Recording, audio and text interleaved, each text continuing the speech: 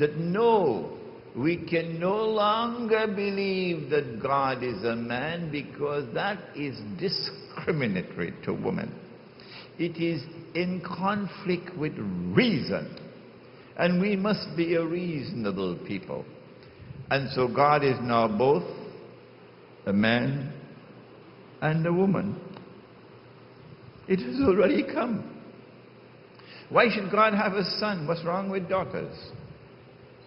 You are setting up those who worship this way for a tomorrow which will come, in which they'll be swept aside, saying that this is a philosophy of gender which must be rejected. In Islam, Allah created both the male and the female, but he, the masculine he, the muzakkar, laysa kamithlihi shay.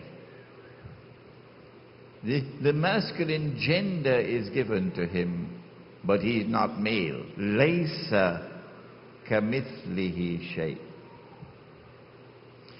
In Arabic, that beautiful language, the best language in the world, the sun is feminine. Ash-shamsu tajri. The sun is feminine. And the moon, you won't believe this, the moon is masculine. Wal-qamar qaddarnahu. The moon is masculine. But no poet ever bothers to ascribe to the moon masculine qualities. The whole world knows. The whole world knows that the moon is like the woman. Kal Chaudhary ki Chandati, they have in Urdu, last night was the full moon. And all through the night they sang your praises. Some were saying, it's the full moon. Others are saying, no, it's your face. So the moon and the woman, the sun and the power with the man. So in Arabic, the masculine gender does not connote masculinity. No. And the feminine gender in grammar does not connote femininity. The same thing in French. But in this language, English language, when you say he, God, you commit shirk. Because he, in English, connotes masculinity. But Allah, who Allah? Allah is neither male nor female. Allah created both the male and the female. And since Allah created both the female and the male, and is neither male nor female, this philosophy of gender allows us to deal with the slave woman who gives birth to her mistress. Others can't do what we can do. Well, if He created the male and the female, how did He create them? For what purpose did He create them? I was sitting in a conference in Malaysia. Anwar Ibrahim was on the platform there. This is while he was the Deputy Prime Minister, before he went to jail. And the Qari came forward to recite from the Quran. And I had listened to these verses many, many times before. And he recited, وَاللَّيْلِ إِذَا يَغْشَى. And by the night, and that which it shrouds and covers so mysteriously.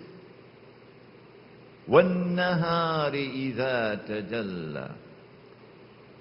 And by the day, and its bright light, nothing hidden.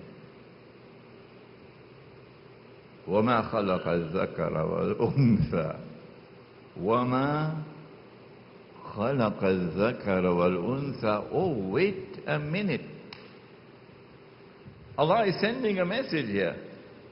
And I could not recognize it all the years of my life. That in the same way that I created the night and the day. So too did I create the male and the female. That is what it was saying. The night and the day were created to complement each other, not to supersede each other, not to replace each other, but to complement each other.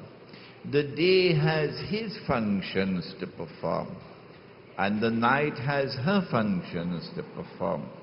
So you are functionally different, and you are functionally complementary.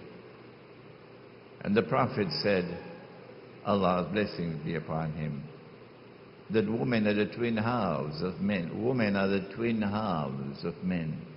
Who wants to live in a world of only daylight and no night time? None of the mystery of the night, nothing of the darkness of the night, nothing of the rest of the night. Who wants to live in a world of only night and no sunshine? وَمَا خَلَقَ الذَّكَرَ وَالْأُنثَى. That in the same way that I created the night and the day, so too did I create the male and the female. And in case you did not understand that message, then Allah comes with a fourth verse, which was really not necessary, but it is now placed here to emphasize. Inna sa'ayakum lashatta. Inna sa'ayakum lashatta. He's speaking about the night and about the day because he wants you to know that you are functionally different. Inna sa'ayakum lashatta. This part of the lecture my wife loves very much. Sometimes I give a lecture and I go back home and I get a boof. Boof means she criticizes me. Your voice is too loud. You spend too much time on riba. But this part of the lecture, oh, she loves it very much. when the day is day and the night is night, then look at the beauty of Allah's creation. There is intense attraction between the day and the night. No, they're not going to like this part of the lecture in Lower Manhattan. There is intense attraction between the day and the night. When the night is being approached, the day is coming to an end. The weary toil of the day is coming to an end, and he is now approaching her.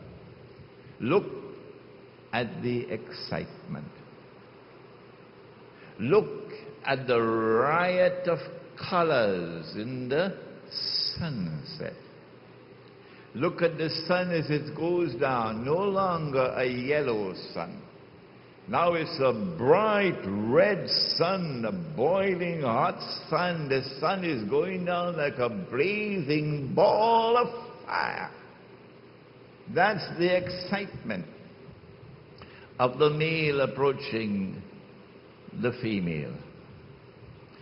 That's the splendor of Allah's creation. But they don't understand this in Lower Manhattan. And as the day plunges into the arms of the night, a shattering experience. There is a calm that descends at sunset. There is a period of dusk as they become closer to each other. And then there is a time for rest. The early hours of the night are the best time to sleep. And then there is a time for prayer. and you wake up, and there